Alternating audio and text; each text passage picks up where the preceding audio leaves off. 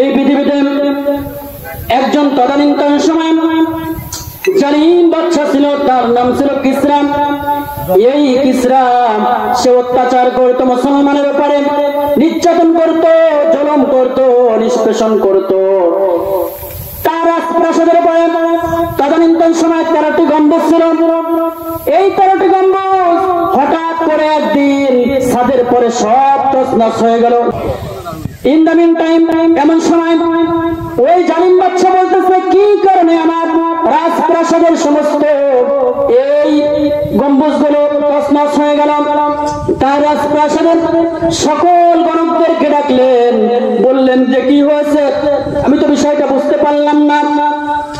তোমরা যারা আমার রাজপ্রাসাদে এসে সবাই আমার দরবারে আসো, কি হয়েছে আমি এটা তদন্ত করব।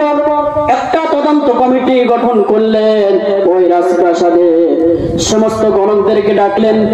গণকরা তারা বলল যে আপনার জন্য আমরা কোনো দুঃসংবাদ, আমরা কোনো সুসংবাদ গ্রহণ করতে পারছি না।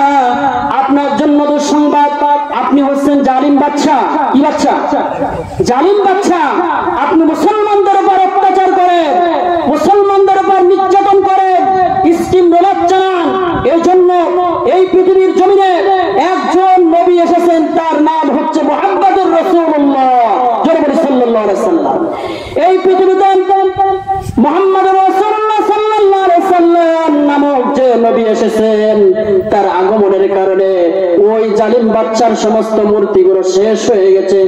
এই পৃথিবীর ময়দানে এমন করে অনেক জালিম রয়েছেন যারা মুসলমানদের উপর অত্যাচার করতেছে, কোরআনের পাখিদের উপর অত্যাচার করতেছে। তোমরা শুনে রাখো, আজ হোক আর কাল হোক, টুডে আর টুমারো, একদিন যিনি কোরআনের বিজয় দান করবেন তিনি কে? যারা বলেন কে?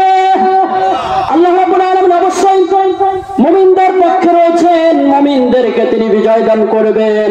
এজন্য আমাদের সব পথ ছেড়ে দিয়ে কোরআনের পথ গ্রহণ করতে হবে।